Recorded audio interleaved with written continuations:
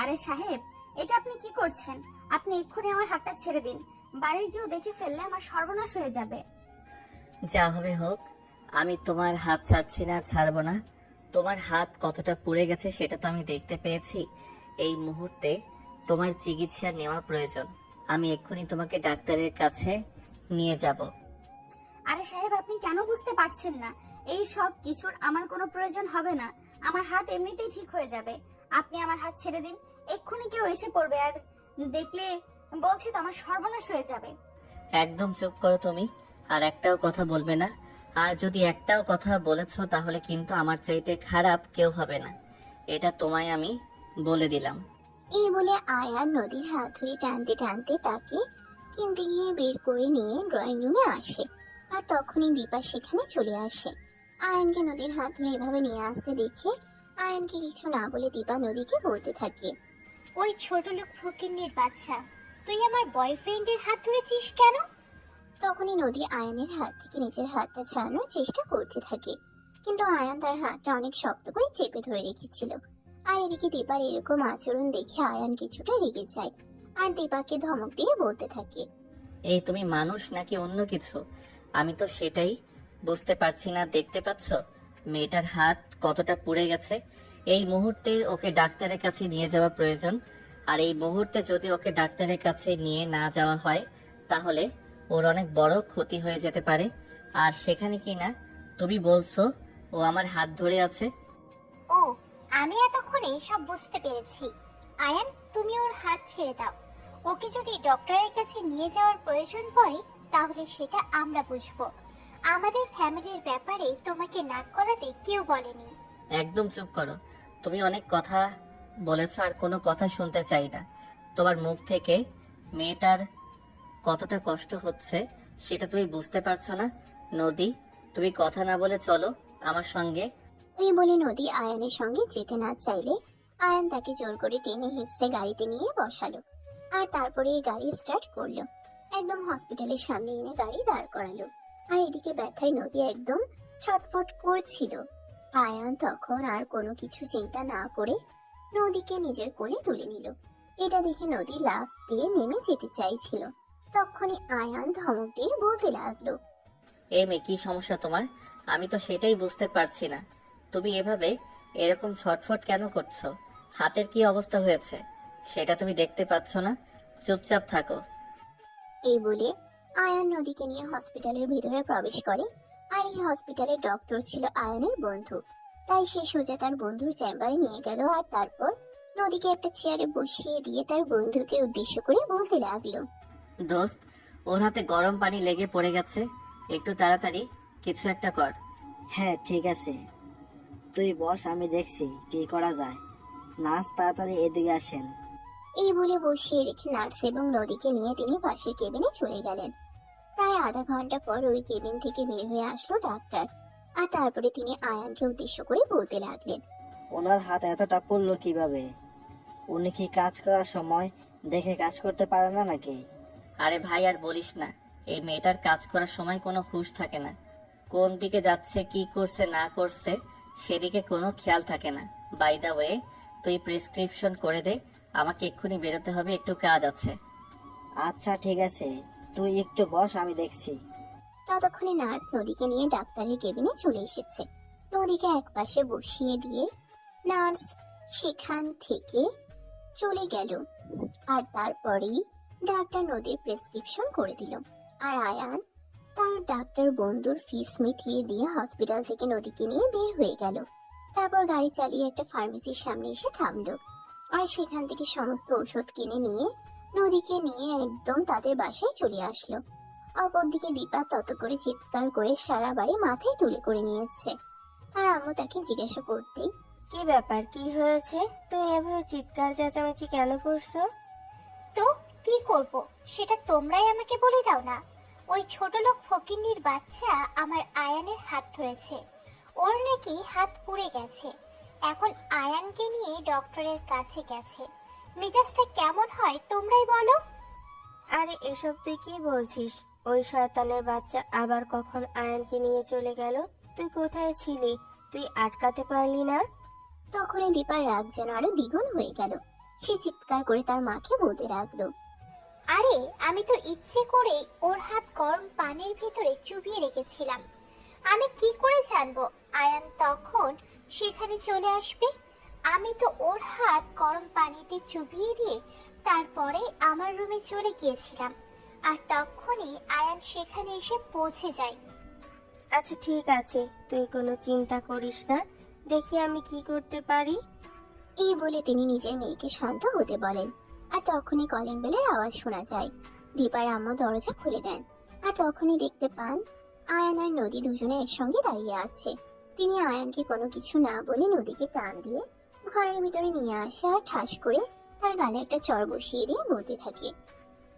এই ছোট লোকের বাচ্চা, তোর এত বড় সাহস, তুই আমার মেয়ের হবু জামাইয়ের সঙ্গে লুতুর পুতুর শুরু করে দিয়েছিস?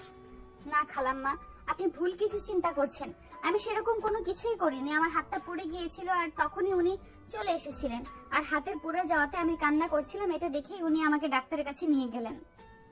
ও আচ্ছা, এই ব্যাপার। এতক্ষণে আমি বুঝতে পেরেছি, তোর হাতে একটু গরম পানি পড়েছে কি পড়েনি, আর অমনি তুই নাকা কান্না শুরু করে দিয়েছিস।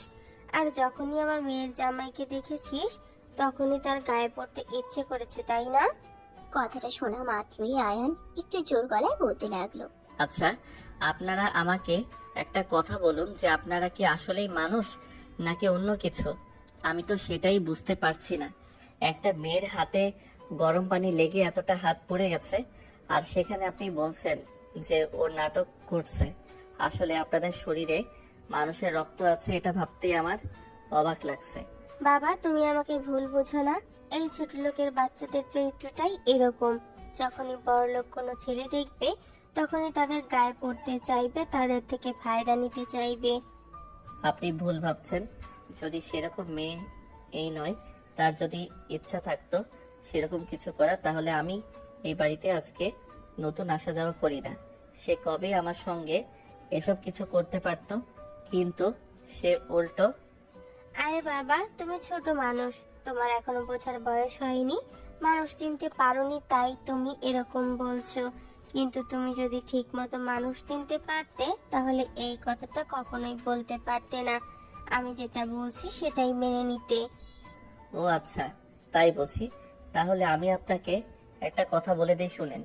আপনি কখনো আমাকে মানুষ চেনাতে আসবেন না। মানুষ চেনার মতো যথেষ্ট বয়স আর বুদ্ধি আমার হয়েছে। আমি মানুষের চেহারা দেখেই বলে দিতে পারি কোন মানুষটা কেমন।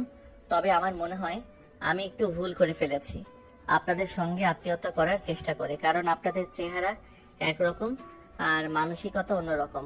আপনাদের চেহারার সঙ্গে মানসিকতা যায় না। দেখো বাবা আয়ান, এখন কিন্তু আমার মনে হচ্ছে তুমি সত্যি সত্যি আমাদেরকে ইনসাল্ট করার চেষ্টা করছো। আমার তো মনে হয় না আপনাদের মান সম্মান বোধ বলতে কিছু আছে। যদি আপনাদের মান সম্মান বোধ বলতে কোনো কিছু থাকতো তাহলে আপনারা এই কাজের মেয়েটাকে একটু হলেও সম্মান দিতেন। কারণ হাজার হোক সে তো একজন মানুষ। মেয়েটাকে আপনারা দিনের পর দিন এইভাবে অত্যাচার করেন। তখনই দীপার বাবা বাড়িতে প্রবেশ করেন। আর এসব চিৎকার চেঁচামেচি শুনে তিনি বাড়িতে প্রবেশ করতে করতেই বলতে থাকেন। আরে কি হয়েছে এটা? আমার বাড়ি নাকি মাছের বাজার? আমি তো সেটাই বুঝতে পারছি না। এভাবে চিৎকার চেঁচামেচি করা হচ্ছে কেন? বাড়ির বাইরে থেকে গলার আওয়াজ শোনা যাচ্ছে। হ্যাঁ আঙ্কেল, আপনি একদম ঠিক কথাই বলেছেন। আমিও মাঝে মধ্যে ভেবে পাই না এই বাড়িতে মানুষ ও বসবাস করে নাকি অন্য কিছু। মানুষের আচরণ এতটা নিকৃষ্ট হতে পারে সেটা আপনাদের বাড়িতে না আসলে আমি জানতেই পারতাম না। কথাটা শুনে একটু রেগে যায় দীপা। আর সে তখন আয়ানের দিকে তাকিয়ে বলতে থাকে। দেখো আয়ান, তুমি কিন্তু আমাদেরকে রীতিমতো অপমান করছো। এটা কিন্তু একদমই ঠিক হচ্ছে না, আমি বলে দিলাম। যাদের কাছে মনুষ্যত্ব নেই তাদের আবার আত্মমর্যাদা কি, আমি তো সেটাই বুঝতে পারছি না। শোনো, সম্মান পেতে হলে কাউকে আগে সম্মান দিতে হয়। আর যদি কাউকে সম্মান দিতে না পারো তাহলে সেখানে সম্মান আশা করো না। আয়ান, এখন কিন্তু একদম বেশি হয়ে যাচ্ছে। তোমার যা মনে হয় তুমি তাই ভাবতে পারো, আই ডোন্ট কেয়ার, তাতে আমার কিছুই যায় আসে না। বুঝতে পেরেছো? আমার তো এখন মনে হচ্ছে তোমার সঙ্গে রিলেশনশিপে যাওয়াটাই আমার সব থেকে বড় ভুল ছিল। যদি আজ তোমার সঙ্গে রিলেশনশিপ না থাকতো তাহলে দেখতে তোমার গালে ঠাস করে 2টা চড় বসিয়ে দিয়ে শিখিয়ে দিতাম তোমাকে কিভাবে মানুষের সঙ্গে ব্যবহার করতে হয়। আয়ান, তুমি কিন্তু যথেষ্ট ভদ্র ফ্যামিলিতে বিলং করো। তুমি আমার মেয়ের সঙ্গে এরকম আচরণ করতে পারো না, যেখানে আমি এবং তোমার হবু শ্বশুরমশাই দাঁড়িয়ে আছেন। দেখো, তুমি এসব কিছুর মধ্যে আমাকে একদম টানবে না। আয়ান যা বলেছে একদম সত্য কথাই বলেছে, সে কোনো ভুল কথা বলেনি। তোমরা নদীর সঙ্গে এত খারাপ কেন আচরণ করো? হ্যাঁ, আমি তো সেটা বুঝতে পারি না। মেয়েটা কত বছর ধরে আমাদের বাড়িতে রয়েছে, মেয়েটাকে তো তোমরা খুব ভালো করে চেনো। মেয়েটা কতটা শান্তশিষ্ট আর ভদ্র প্রকৃতির মেয়ে, কিন্তু তোমরা মা মেয়ে প্রতিদিন ওই মেয়েটার উপর অত্যাচার করেই যাও কেন বলো তো? ওরে বাবা, তোমারও দেখছি মুখে বুলি ফুটেছে। এখন তুমিও আমার মুখের ওপর কথা বলতে শিখে গেছো। আমার মনে হয় আমি দেরি করে ফেলেছি, আমাকে আরো আগে সচেতন হওয়া উচিত ছিল। তুমিও একজন মেয়ের মা আর নদীও একজন মেয়ে। তোমার মেয়ের সঙ্গে যদি কেউ এরকমটা করে তাহলে তোমার কেমন লাগতো সেটা একবারও ভেবে দেখেছো? তখনই রেগে যায় দীপার আম্মু আর তিনি চিৎকার করে বলতে থাকেন, তোমার মাথা ঠিক আছে? তুমি কার সঙ্গে কি তুলনা করছো সেটা একবারও ভেবে দেখেছো? আমি চিন্তা ভাবনা না করে কোনো কিছু করি না, শুধু যেটা করেছিলাম সেটাই আমার জীবনের কাল হয়ে দাঁড়িয়েছে, আর এটা হলো তোমাকে বিয়ে করা। আমার মাথা গরম করিও না, একদম বলে দিলাম। চুপচাপ যা হচ্ছে সব দেখে যাও। বিগত 22 বছর ধরে সবকিছু তো শুধু দেখেই যাচ্ছি, কখনো কি তোমার মুখের উপর কোনো উত্তর দিয়েছি? এবার মনে হয় আর চুপ থাকলে চলবে না, কারণ মানুষকে তোমরা মানুষ বলেই মনে করো না। ড্যাডি, এইসব কি হচ্ছে? যেখানে আয়ান দাঁড়িয়ে আছে, আমার হবু হাজবেন্ড দাঁড়িয়ে আছে, সেখানে তুমি আমাদের মা মেয়েকে এইভাবে অপমান করতে পারো না। ও রিয়েলি? তাহলে তোমরা মা মেয়ে যে একটা মেয়ের উপর এত অত্যাচার করছো, দিনের পর দিন অপমান অসম্মান করছো, সেগুলোর বেলায় কোনো কিছুই না বুঝি? তুমি কার সাথে কার তুলনা করছো? চাকরানির সাথে রাজরানীর? এভাবেই কথা কাটাকাটি চলতে থাকে। মোটামুটি একটা ঝামেলা পাকিয়ে গেল।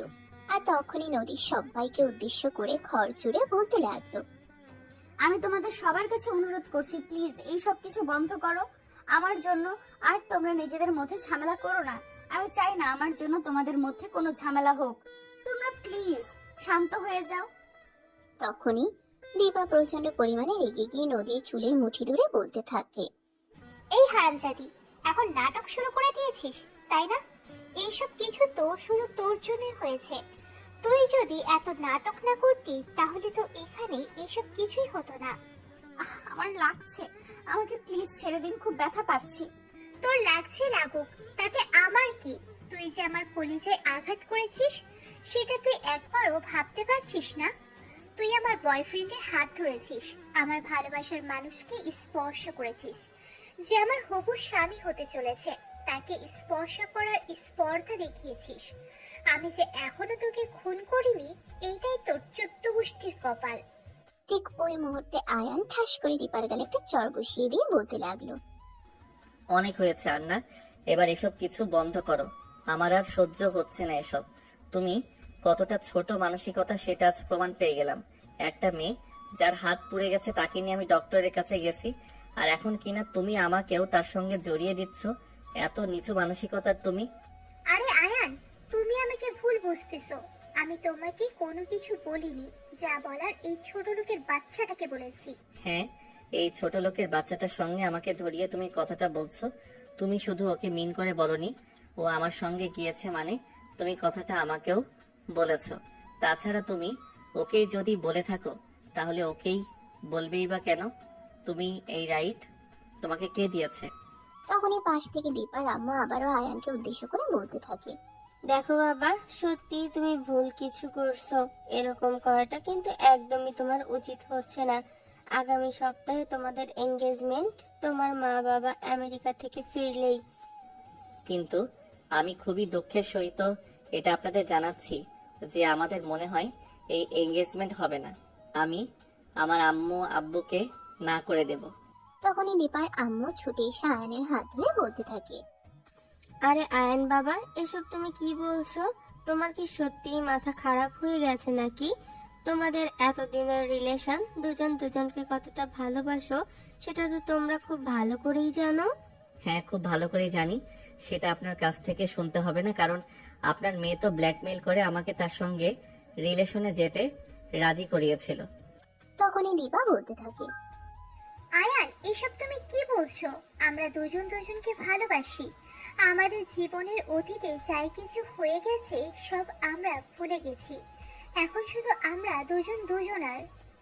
তুমি ভুলে যেতে পারো, কিন্তু আমি ভুলে যাইনি তুমি আমাকে কতটা ব্ল্যাকমেইল করে তোমার সঙ্গে রিলেশনে যেতে রাজি করিয়েছো। সেটা আমার আজও স্পষ্ট মনে আছে। আয়ান, আমি যা করেছি সবকিছু তোমাকে ভালোবেসে করেছি। তোমাকে আমি অন্য কোনো মেয়ের সঙ্গে সহ্য করতে পারবো না, তাই এসব করেছি। কারণ তোমাকে আমি মন থেকে ভালোবাসি, সত্যি অনেক অনেক অনেক বেশি ভালোবাসি। তোমাকে ছাড়া আমি বেঁচে থাকতে পারবো না। তোমার সঙ্গে কোনো কথা বলার ইচ্ছে আমার নেই। আমি এই মুহূর্তে চলে যাচ্ছি। আর হ্যাঁ, আমার সঙ্গে কল কিংবা ট্যাক্সে যোগাযোগ করার চেষ্টা করবে না। বলে আয়ান আর কাউকে কোনো কথা বলার সুযোগ না দিয়ে বাড়ি থেকে বের হয়ে চলে গেল।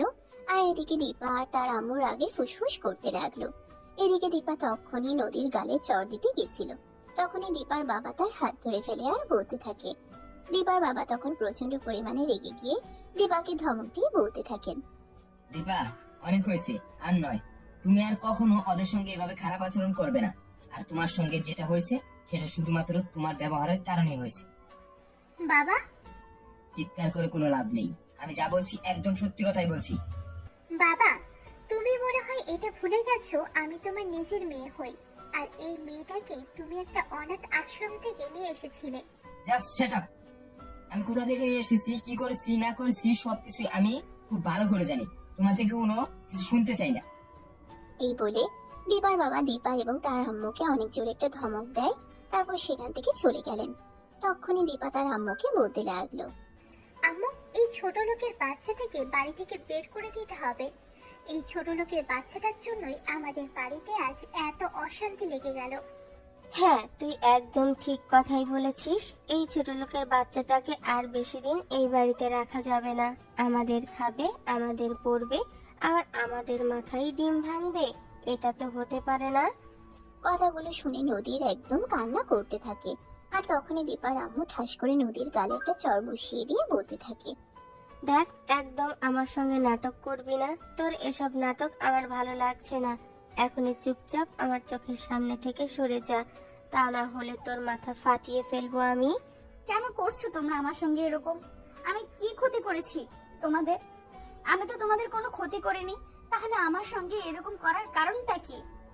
দেখ, তুই নাটক করবি না। তুই কি করেছিস বুঝতে পারছিস না? তোর জন্য আজ আয়ান আমার মেয়ের সঙ্গে ঝামেলা করেছে, রাগ করে চলে গেছে। আয়ান কি বলে গেল তুই শুনতে পাসনি? আমার মেয়েকে কল দিতে, মেসেজ করতে নিষেধ করেছে। যদি তোর জন্য আয়ানের সঙ্গে আমার মেয়ের সম্পর্কটা নষ্ট হয়, তাহলে তোকে আমি খুন করে ফেলবো। এই বলে দীপার আম্মু দীপাকে নিয়ে সেখান থেকে চলে গেল। এদিকে নদী তখন কাঁদতে কাঁদতে নিজের রুমে চলে আসে। দরজা বন্ধ করে দিয়ে বিছানায় শুয়ে মুখে বালিশ গুজে কাঁদতে থাকে। কেননা তার সঙ্গে এরকমটা হতে হলো। কি দোষ করেছিল এই জীবনে? সেই ছোটবেলায় মা বাবাকে হারিয়েছে।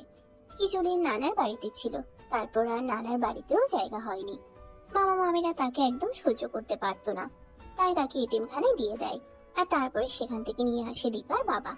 দীপা তখন একদম ছোট ছিল। দীপার মা বাবা দুজনেই বাইরে চাকরি করত। আর সেই কারণে দীপাকে দেখাশোনা করা এবং তার পাশে থাকার জন্য একজন মানুষ খুবই প্রয়োজন ছিল। নদীর বয়স ছিল তখন মাত্র 7 বছর। অপরদিকে দীপার বাবার তখন টাকা পয়সা সেরকম একটা ছিল না, তাই তাদের বাড়িতে যদি টাকা ছাড়া একজন কাজের লোক রাখতে পারতো, তাহলে সেটাই তাদের জন্য অনেক বড় উপকার হয়ে যেত। আর সেই কারণেই নদীকে নিয়ে আসা।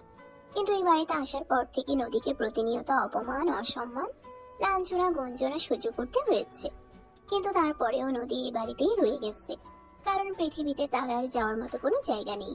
এখানে তাকে থাকতে দিচ্ছে, খেতে দিচ্ছে, এটাই তার জন্য অনেক কিছু ছিল। আর এই জন্যই সে সবকিছু সহ্য করছে। নদী এখন যথেষ্ট বড় হয়েছে। দীপার বাবা বেশ কয়েকদিনই নদীর আম্মুর সঙ্গে দীপার বিয়ের ব্যাপারে কথা বলেন, কিন্তু দীপার মা সবসময়ই প্রচন্ড পরিমাণ রেগে যেতেন আর দীপার বাবার সঙ্গে ঝামেলা করতেন। বিনা পয়সায় যদি বাড়িতে এরকম একটা কাজের লোক পাওয়া যায়, তাহলে তাকে ছেড়ে দিতে কে চাইবে? দীপার মাও তার বিপরীতে ছিলেন না। কিন্তু আজ যখন নদীকে নিয়ে দীপার হবু বরের সঙ্গে ঝামেলা হয়ে গেল, এটাই সবচেয়ে বড় সমস্যা। দীপার সঙ্গে আয়ানের সম্পর্ক প্রায় 3 বছরের। দীপা যখন অনার্স প্রথম বর্ষে ভর্তি হয় তখন আয়ান অনার্স ফাইনাল ইয়ারে পড়াশোনা করছে। দীপাকে প্রথম দেখাতেই তার ভালো লেগে যায়, তাই আস্তে আস্তে তাদের এই ভালো লাগার সম্পর্ক ভালোবাসে পরিণত হয়। আয়ান বর্তমানে পড়াশোনা শেষ করে ভালো একটা কোম্পানিতে চাকরি করছে, সেজন্য দীপার মা বাবা আয়ানের সঙ্গে বিয়ের সম্বন্ধ করার জন্য চেষ্টা করছে। যদিও আয়ানও এই সম্পর্কটাকে বাস্তবে রূপান্তরিত করার জন্য আগ্রহী ছিল, আর সেই জন্যই তো সে তার মা বাবাকে সবকিছু খুলে বলেছিল। তার মা বাবাও এই সম্পর্কটাকে বাস্তবে রূপ দেওয়ার জন্য রাজি হয়েছিল। সেজন্যই কয়েকদিন আগেই আয়ান তার মা বাবাকে নিয়ে দীপাদের বাড়িতে এসেছিল তাদের বিয়ের ব্যাপারে কথা বলতে। আর তখন আয়ানের মা বাবার দীপাকে পছন্দ হয় আর তারা বিয়ের কথা ফাইনাল করে। কিন্তু এদিকে আয়ান যখন থেকে দীপাদের বাড়িতে আসা যাওয়া শুরু করেছে তখন থেকেই নদীকে তার চোখে পড়ে, আর প্রতিনিয়তই দেখতে পায় নদী এই বাড়িতে অত্যাচারিত হচ্ছে। এই বিষয়টা প্রতিনিয়তই আয়ানকে খুব বেশি ভাবাতো। আর আজ যখন আয়ান এই বাড়িতে আসে তখন সে নিজের চোখেই দেখতে পায় দীপা নদীর হাতে গরম পানি ছেঁকা দিয়েছে, কিন্তু আয়ান বিষয়টা দেখতে পেয়েও না দেখার ভান করে থাকে। সে তখন একটু আড়ালে লুকিয়েছিল।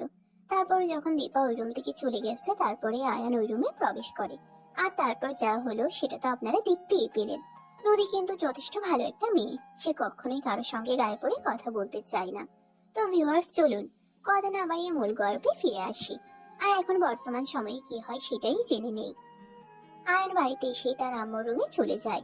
তার আম্মু তখন নিজের রুমে বসে মোবাইলে ওনার বোনের সঙ্গে কথা বলছিল। আয়ান রুমে প্রবেশ করেই তার আম্মুকে বলতে থাকে, আম্মু, তোমার সঙ্গে কিছু কথা বলার আছে, তুমি ফোনটা রাখো, আমি তোমার সঙ্গে কথা বলতে চাই। হ্যাঁ রে বাবা, কি হয়েছে তোর? তোকে এরকম রাগান্বিত দেখাচ্ছে কেন? আমি তোমাকে কি বললাম তুমি শুনতে পাওনি? তোমার সঙ্গে আমার একটু জরুরি কথা আছে, তুমি ফোনটা রাখো, আমি এক্ষুনি তোমার সঙ্গে কথা বলতে চাই। আচ্ছা আপু, আমি এখন ফোনটা রাখছি। আয়ান কি যেন বলবে, আমি ফ্রি হয়ে ঠিক তোমাকে ফোন দিব। এই বলে আয়ানের আম্মু ফোনটা রেখে দেন, আর তারপর আয়ানকে বুঝতে বলে বলতে থাকেন, হ্যাঁ বাবা বল, কি বলবি? আম্মু, আমি দীপাকে বিয়ে করতে পারবো না। আরে বাবা, এসব তুই কি বলছিস? তোর কি মাথা খারাপ হয়ে গেছে নাকি? তুই তো মেয়েটাকে পছন্দ করিস আর ভালোবাসিস, সেই 3 বছর ধরে তাদের সঙ্গে সম্পর্ক। এই জন্যই তো আমরা সেদিন তাদের বাড়িতে গিয়েছিলাম কথা বলার জন্য। তাছাড়া তোদের এঙ্গেজমেন্টের ডেটও ঠিক হয়ে গেছে, আগামী সপ্তাহে তোদের এঙ্গেজমেন্ট। শুধু কথা বলা হয়েছে, বিয়ে হয়ে যায়নি, তাই আমি সিদ্ধান্ত নিয়েছি আমি এই বিয়েটা করব না। আর এই বিয়েটা করো আমার পক্ষে সম্ভব নয়। প্লিজ তোমরা আমাকে এই ব্যাপারে আর কোনো প্রশ্ন করো না, আর আমাকে জোরাজোরিও করো না। দেখ বাবা, তুই বিয়ে করবি কি করবি না সেটা একান্তই তোর ব্যক্তিগত ব্যাপার। এদিকে দীপা নামের মেয়েটাকে যেদিন আমি দেখেছিলাম আমারও তেমন একটা সুবিধার মনে হয়নি, কিন্তু তুই যেহেতু পছন্দ করিস, তুই আমার একমাত্র ছেলে, সেই জন্য আমি রাজি হয়েছিলাম। এখন তুই যদি ওই মেয়েটাকে বিয়ে করতে না চাস সেটা তোর ব্যক্তিগত ব্যাপার, এখানে আমার কিচ্ছু বলার নেই আর করারও নেই। ধন্যবাদ আম্মু তোমাকে এই বিষয়টা বোঝার জন্য। আমি তো ভেবেছিলাম তুমি হয়তো এই বিষয়টা বুঝবে না, কিন্তু তুমি এত তাড়াতাড়ি বিষয়টা বুঝতে পারবে এটা আমার কল্পনাতে ছিল না। যাই হোক, পাপা বাড়িতে আসলে পাপাকে এই কথাটা বলে দিও। আচ্ছা ঠিক আছে, কোনো সমস্যা নেই, আমি তোর পাপাকে বলে দেব। আর শোন, আর একটা কথা বলতে চাই, তুই যদি এই মেয়েটাকে বিয়ে না করিস তাহলে আমার বান্ধবীর একটা মেয়ে আছে, তুই চাইলে ওর সঙ্গে আমরা কথা বলতে পারি। সেই মেয়েটাও দেখতে মাশাআল্লাহ যথেষ্ট সুন্দরী, শিক্ষিত এবং ভদ্র। আম্মু, আপাতত আমি কয়দিন নিজেকে সময় দিতে চাই, এসব কিছু নিয়ে চিন্তা করতে চাই না, তাই প্লিজ আমাকে এসব নিয়ে কোনো কথা বলো না। আমাকে কয়টা দিন আমার মতো সময় কাটাতে দাও, তারপর আমি চিন্তা ভাবনা করে দেখব আমি আদৌ কি বিয়ে করব কি করব না। বলে আয়ান ওই রুম থেকে বের হয়ে চলে গেল। আর এদিকে রাতে যখন আয়ানের বাবা বাসায় আসলেন তখনই আয়ানের আম্মু সবকিছু ওনাকে খুলে বলেন। সবকিছু শুনে তিনি বলতে লাগলেন, আরে তোমাদের কি মাথা খারাপ হয়ে গেছে নাকি? আমি তো সেটাই বুঝতে পারছি না, কি শুরু করেছো তোমরা? মা ছেলে আজ বলছো এই মেয়ে পছন্দ, কাল বলছো ওই মেয়ে পছন্দ। তোমরা কি আমাকে পাগল বানিয়ে ছেড়ে দেবে নাকি? আরে তুমি আমাকে কেন কথা শোনাচ্ছ? আমি তো সেটাই বুঝতে পারছি না, এখানে আমার কি দোষ? আমি তো শুধু তোমার ছেলের যেটা আমাকে বলেছে সেটাই তোমাকে বলছি। আমি তো তোমার ছেলেকে বারবার বলছি মাথায় ঠান্ডা করে চিন্তা ভাবনা করে তারপর একটা সিদ্ধান্ত নিতে, কিন্তু তোমার ছেলেই তো তখন বললো ওই মেয়েটার সঙ্গে তার 3 বছরের সম্পর্ক, বিয়ে করলে ওই মেয়েটাকেই করবে, আর সেই জন্যই তো আমাদের ওই বাড়িতে যাওয়া। আচ্ছা ঠিক আছে, ছেলে এখন বড় হয়েছে, তার নিজের ব্যাপারে সিদ্ধান্ত নেওয়ার মতো বয়স হয়েছে, তাই তার যেটা ভালো লাগে সে সেটাই করুক। আমি এ ব্যাপারে তাকে কোনো জোরাজোরি করব না। বাই দ্য ওয়ে, আমার প্রচন্ড ক্ষুধা লেগেছে, আমাকে খাবার দাও। খাবার খেয়ে আমাকে ঘুমাতে হবে, কাল আবার সকালবেলায় মিটিং আছে, সকাল সকাল অফিসে যেতে হবে। এই বলে আয়ানের আব্বু ওয়াশরুমে চলে যান ফ্রেশ হওয়ার জন্য। আর এদিকে আয়ানের আম্মু তখন ওনার জন্য খাবার তৈরি করেন। উনি খাবার টেবিলে বসে আয়ানকে দেখতে না পেয়ে বলতে লাগলেন, কি ব্যাপার আয়ান, কোনো খাবার টেবিলে আসেনি কেন? সেটা তো আমিও বলতে পারছি না। সেই বিকেল বেলা তোমার ছেলে বাসায় এসে নিজের রুমে চলে গেল, তারপর থেকে রুম থেকে বেরও হয়নি। কাল তো মনে হয় ওর অফিসও আছে। কি হয়েছে আমি তো ছেলেটা কিছুই বুঝতে পারছি না। ঠিক আছে, তুমি বসো, আমি দেখছি কি করা যায়। এই বলে আয়ানের আম্মু আয়ানের রুমের দরজার সামনে দাঁড়িয়ে নক করতে থাকেন। বেশ কিছুক্ষণ পর আয়ান রুমের দরজা খুলে আর বলতে থাকে, আরে আম্মু, কি ব্যাপার, কি হয়েছে? তুমি এভাবে আমার রুমের দরজায় নক করছো কেন? আমি তো ঘুম থেকে লাফ দিয়ে উঠলাম, ভাবলাম তোমাদের কোনো সমস্যা হলো কিনা। আমিও তো এটাই ভেবে এসেছি, তুই সেই সকাল বিকাল রুমে এসে দরজা বন্ধ করে দিয়েছিস, তারপর আর রুম থেকে বের হোসনি। এখন রাত 10টা বাজে, তোর বাবা সেই কখন অফিস থেকে চলে এসেছে, কিন্তু তোর এখনো খাবার টেবিলে যাওয়ার কোনো নামগন্ধ নেই। তোর বাবা খাবার টেবিলে বসে অপেক্ষা করছে, তাড়াতাড়ি আয়, খাবার খাবি। আচ্ছা ঠিক আছে, তুমি যাও, আমি হাত মুখ ধুয়ে ফ্রেশ হয়ে এক্ষুনি আসছি। বলতেই আয়ানের আম্মু সেখান থেকে নিচে চলে গেলেন। তারপর আয়ান ফ্রেশ হয়ে এসে তারপর নিচে চলে গেল খাবার খাওয়ার জন্য। মা বাবার সঙ্গে একসঙ্গে বসে খাবার খেয়ে তারপর নিজের রুমে এসে বিছানায় শুয়ে ঘুমিয়ে পড়ে। আর পরের দিন সকালবেলা ঘুম থেকে উঠেই নাস্তা করে অফিসে চলে যায়। এদিকে কাল যখন থেকে বাসায় এসেছে তখন থেকে তার ফোনটা অফ করে রেখেছে, ফোন আর একবারের জন্য অন করেনি। অন্যদিকে দীপা তাকে বেশ কয়েকবার কল করেছে, মেসেজ করেছে, সেদিকে আয়ানের কোনো খেয়াল নেই। দীপার সঙ্গে আয়ানের বেশ কয়েকবার ঝামেলা হয়েছে, কিন্তু এবার একটু বেশি হয়ে গেছে। আগে যখন আয়ান আর দীপার মাঝে ঝামেলা হতো তখন আয়ান কল রিসিভ করতো না, কিন্তু এবার আয়ান পুরোপুরি নিজের ফোন অফ করে রেখেছে। দীপা যেন তার সাথে কোনোভাবেই যোগাযোগ করতে না পারে। সারাদিন চলে গেল কিন্তু একটা বারের জন্য ফোন অন করলো না। বিকেল 3টার মতো বাজে, তখনই আয়ানের কেবিনের দরজায় কেউ একজন নক করলো। আয়ান তখন কম্পিউটারে কিছু একটা কম্পোজ করছিল, আর এদিকে নক করার আওয়াজ শুনে সে মাথা নিচু রেখে ভিতরে যাওয়ার জন্য বলে, হ্যাঁ, ভিতরে আসুন। কি ব্যাপার আয়ান, কি সমস্যা তোমার? আমি সেই কখন থেকে তোমাকে ফোন দিচ্ছি, তোমার ফোনটা সুইচ অফ বলছে কেন? আমার ফোন অফ করে রাখবো নাকি অন করে রাখবো সেটা একান্তই আমার ব্যক্তিগত ব্যাপার। এ ব্যাপারে আমি কারণ এতে কোনো ইন্টারেকশন নিব না। তাছাড়া আমি তো কালকে তোমাকে বলেই এসেছি আমাকে আর ফোন কল দিবে না, তাহলে তুমি তারপরও আবার কেন আমাকে কল মেসেজ দিয়েছো? দেখো, আমি মানছি আমাদের মধ্যে একটা ভুল বোঝাবুঝি হয়েছে, কিন্তু তার মানে এই নয় যে আমাদের এতদিনের সম্পর্ক নষ্ট করে দিতে হবে। আমি আম্মুকে বলে দিয়েছি এই হারামজাদিকে বাড়ি থেকে বের করে দেবে, কিন্তু তবুও তুমি আমার সঙ্গে সম্পর্ক নষ্ট করো না। কি বললে তুমি হারামজাদি? কাকে বলে আমি সেটা বুঝতে পারলাম না। কাকে আবার? আমাদের বাড়ির ওই কাজের মেয়েটাকে। আম্মুকে বলেছি ওকে বাড়ি থেকে বের করে দিতে, যাতে আর কোনোদিন আমার লাইফে কোনো সিন ক্রিয়েট করতে না পারে। মিস দীপা, তুমি ভুল কিছু ভাবছো। তোমার লাইফে নদী কোনো সিন ক্রিয়েট করেনি, তুমি নদীর লাইফে সিন ক্রিয়েট করছো। তোমরা মা মেয়ে দুজনে মিলে ওর জীবনটাকে একদম নরক বানিয়ে দিয়েছো।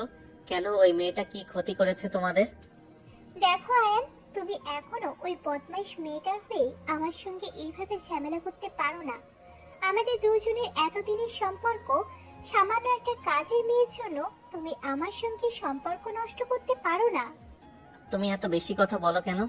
আমি কি তোমাকে একবারও বলেছি আমি নদীর জন্য তোমার সঙ্গে সম্পর্ক নষ্ট করছি? আমি তোমার জন্যই তোমার সঙ্গে সম্পর্ক নষ্ট করছি। আমি তোমাদের মা মেয়ের ব্যবহারের জন্য তোমার সঙ্গে সম্পর্ক নষ্ট করছে আমি জানি। তোমরা কোনোদিনও ভালো হতে পারবে না, কোনোদিনও নিজেদেরকে শুধরাতে পারবে না। তাই আমি এরকম সিদ্ধান্ত নিতে বাধ্য হয়েছি। প্লিজ আয়ান, তুমি আমার সঙ্গে এরকম করো না। তোমাকে আমি প্রচন্ড ভালোবাসি। তোমাকে না পেলে আমি আমার জীবন শেষ করে দেব, বলে দিলাম। দেখো, আমাকে এভাবে ব্ল্যাকমেইল করে কোনো লাভ হবে না। তুমি কি আমাকে আর 5টা সাধনার ছেলের মতো মনে করছো নাকি, যে তোমার সঙ্গে আমি ফিজিক্যাল রিলেশন পর্যন্ত চলে গেছি? এখন তোমাকে আমার বিয়ে করতেই হবে। আমাদের সম্পর্কটা কিন্তু ফিজিক্যাল রিলেশনের চাইতেও কোনো দিক থেকেই কম নয়। আমরা 3 বছর ধরে একসঙ্গে আছি। তাকে মহাভারত অশুদ্ধ হয়ে যায়নি। তুমি প্লিজ আমাকে কোনো ফোর্স করো না। আমি তোমাকে বিয়ে করতে পারবো না। আমি আমার ফ্যামিলিকে স্পষ্টভাবে জানিয়ে দিয়েছি, তোমাকে আমি কখনোই বিয়ে করব না। দেখো, মানুষের জীবনে চলার পথে ভুল হতেই পারে, কিন্তু তার মানে এই নয় যে জীবন থেমে যাবে। তুমি দয়া করে আমার সঙ্গে এরকমটা করো না। আমি বেশ কয়েক মাস ধরে তোমাদের বাড়িতে যাওয়া আসা করছি, আর তখন থেকে লক্ষ্য করছি, প্রথম প্রথম ভেবেছি হয়তো কিছুদিন গেলে এমনি এমনি ঠিক হয়ে যাবে, কিন্তু আমি পরে দেখলাম তোমাদের চরিত্রটা এরকম। তোমরা মানুষকে মানুষ বলেই মনে করো না। আয়ান, তোমাকে আমি আরো একবার বলছি, তুমি বাহিরে একটা মেয়ের জন্য আমার সঙ্গে সম্পর্ক নষ্ট করতে পারো না।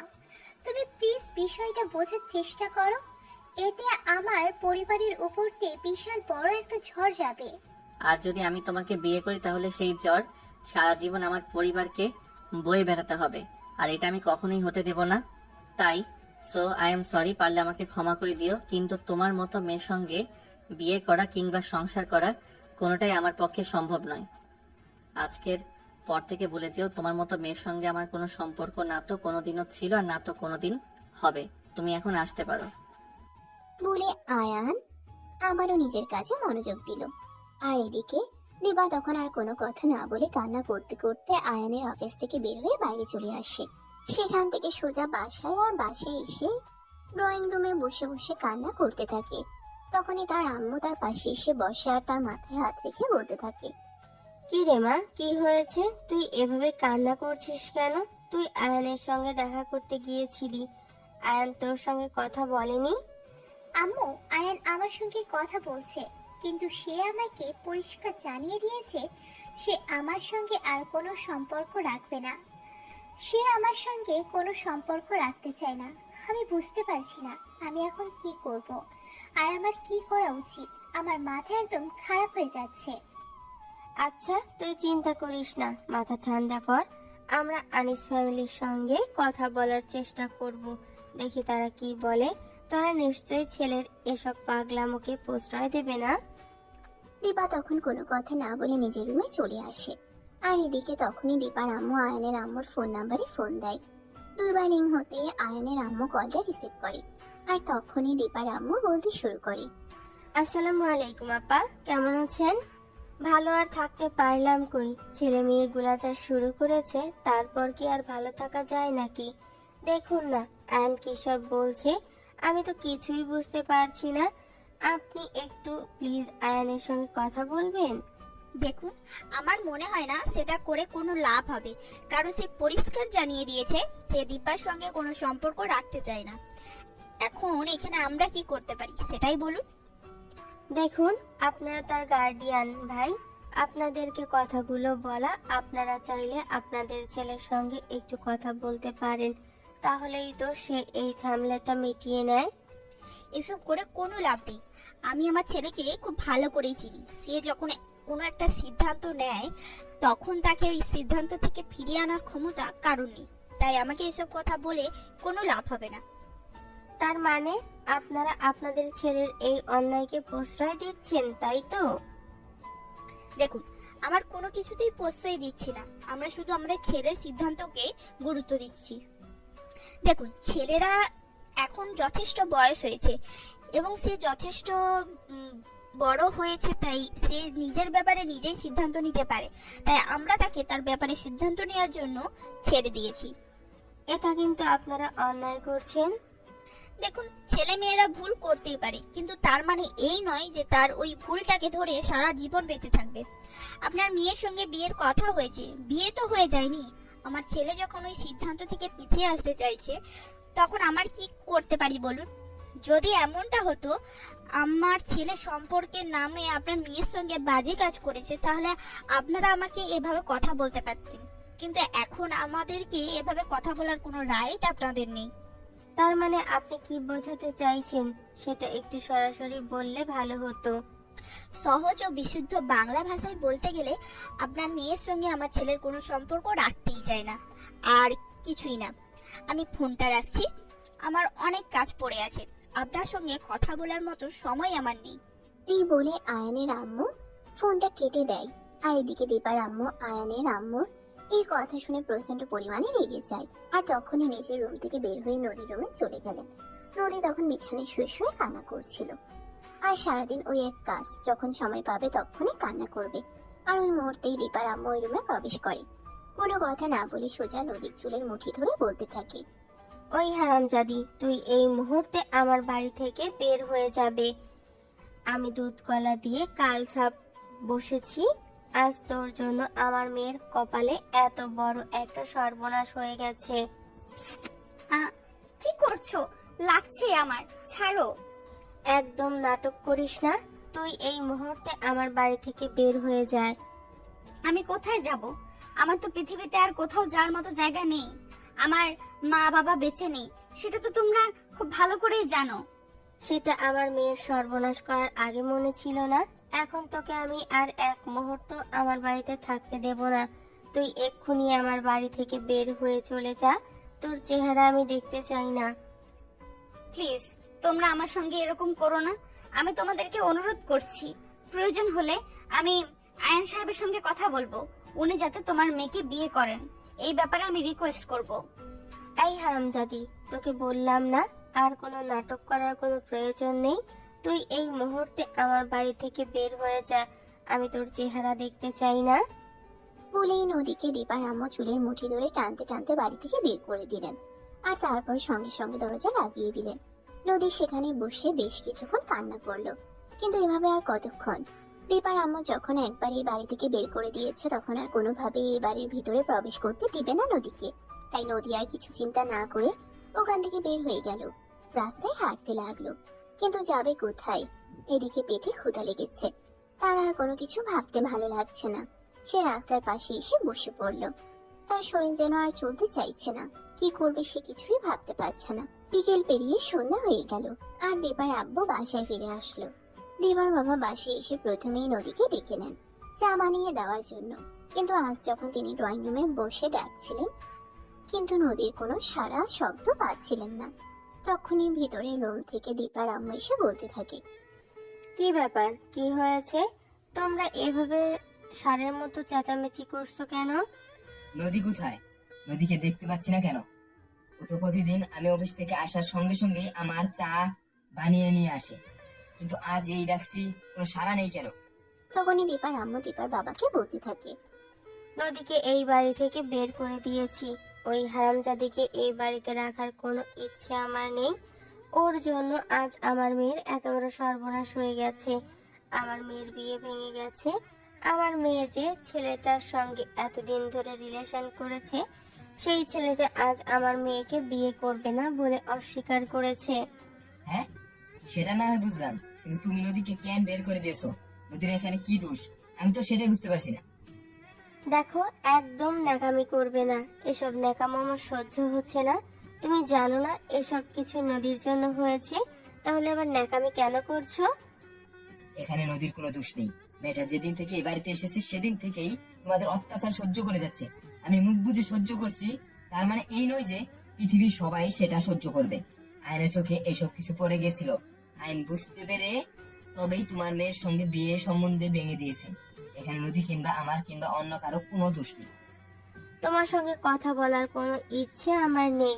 আমার মেয়েটার এত বড় সর্বনাশ হয়ে গেল, আর এখনো তুমি কিনা ওই মেয়েটার হয়ে সাফাই গাইছো। তুমি বাবা নামের কলঙ্ক।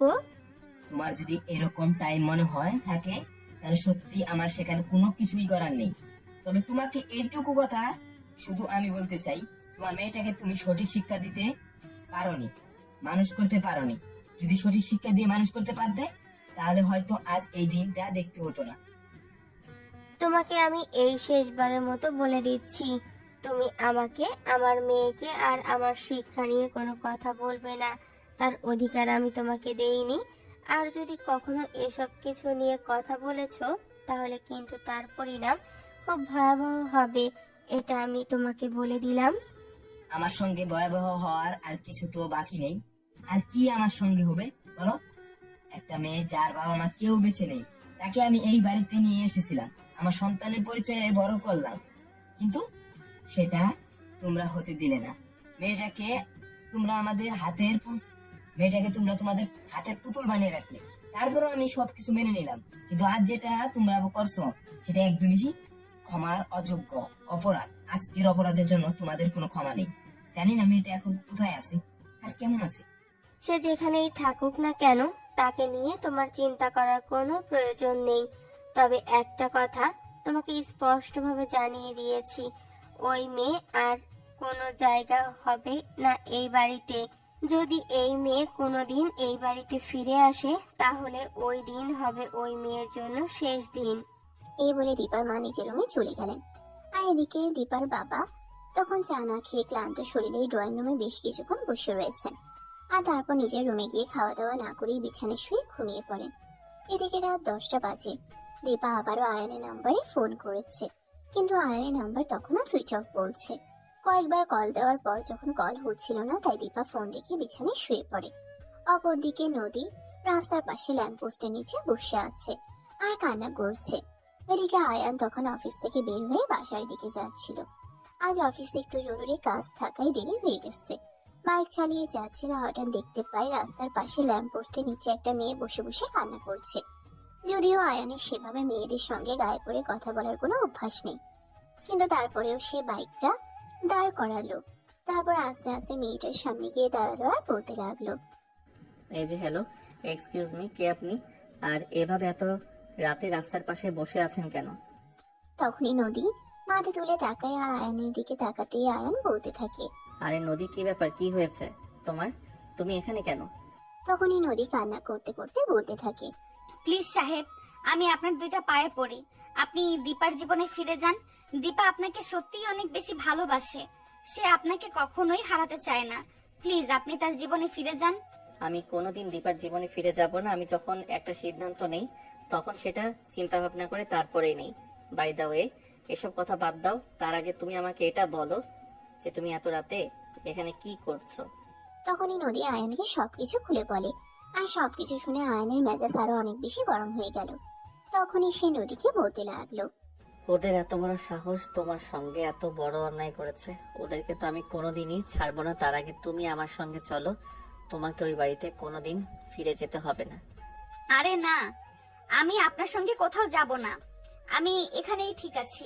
দেখি কাল সকাল হলে কোথাও একটা থাকার জায়গা ম্যানেজ করে নেব। তখনই আয়ান একটু রেগে গিয়ে নদীকে ধমক দিয়ে বলতে থাকে, কি ব্যাপার, কি হলো তোমার? তোমাকে আমি কি বললাম, তুমি সেটা শুনতে পাওনি নাকি? না মানে আসলে সাহেব, আমার জন্য আপনাদের দুজনের মধ্যে যেটুকু ঝামেলা হয়েছে সেইটুকু অনেক।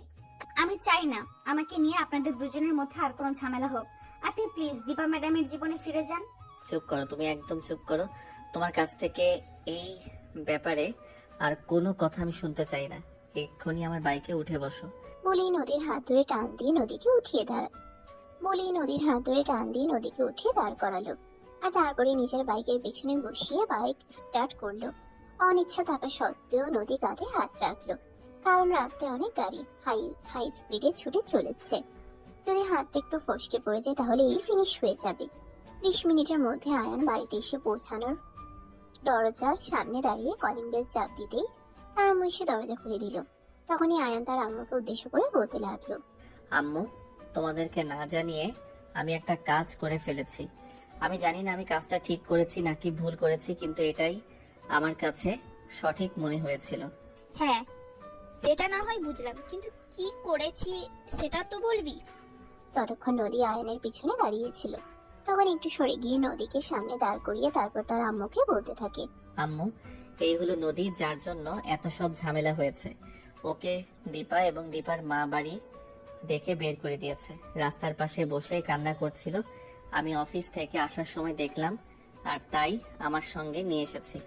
তখনই আয়নের আম্মু নদীকে টান দিয়ে নিজের বুকের সঙ্গে জড়িয়ে নিলেন আর বেশ কিছুক্ষণ জড়িয়ে ধরে রাখার পর বলতে লাগলেন, এই লক্ষ্মীমন্তর মেয়েটা যদি আমার বাড়ির বউ হয় তাহলে আমার ঘরটা আলোয় আলোকিত হয়ে যাবে।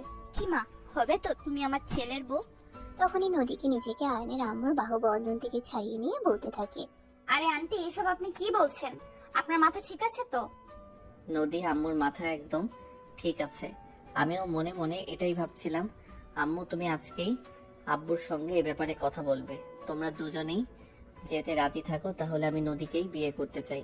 মাশাআল্লাহ, আলহামদুলিল্লাহ। তোর বাবা কখন আমার সিদ্ধান্তের বাইরে গিয়ে কথা বলবে না। নদীই হবে আমার বাড়ির পুত্রবধূ। কথাটা বলেই নদী আবারও বলতে থাকে, এবার আমার সত্যি সত্যি এমনটা মনে হচ্ছে আপনাদের দুজনেরই মাথা খারাপ হয়ে গেছে, তাই পাগলের মতো কথা বলছেন। আরে না, একদমই নয়। তোমার সঙ্গে আমরা ফাইজলামও কেন করব? যা বলছে একদম সত্য কথাই বলছি। হ্যাঁ মা, আয়না একদম সত্য কথাই বলেছে। তুমি যদি রাজি থাকো তাহলে আমরা আজ রাতেই তোমাদের বিয়ের কাজ সেরে ফেলতে চাই। না আন্টি, এটা কখনোই সম্ভব নয়। যার নুন খেয়েছি তার সাথে নেমো খারামি করতে পারবো না। আপনার ছেলে দীপাকে বিয়ে করবে বলে কথা দিয়েছিল, আর সেখানে আমি আপনার ছেলেকে কোনোভাবেই বিয়ে করতে পারি না। দেখো, কেউ যদি কারোর সঙ্গে বেইমানি করে তাহলে তার জবাব বেইমানি করেই দিতে হয়। তোমাকে ওর বাড়ির কাজের বিয়ে বানিয়ে রেখেছে, সেটা না হয় পারলাম, কিন্তু তাই বলে এভাবে তোমার উপর অত্যাচার করবে, এটা তো মেনে নেওয়া যায় না। দিন শেষে তুমিও একজন মানুষ, এটা সবাইকে মনে রাখতে হবে। হ্যাঁ, একদমই তাই। আম্মু, তুমি বাবার সঙ্গে কথা বলো এবং আজ রাতেই বিয়ের ব্যবস্থা করো। আমি আজ আর রাতেই নদীকে আমার বউ বানাবো। আপনারা দুজনেই পাগল হয়ে গেছেন। আমি এখানে আর এক মুহূর্তও থাকবো না।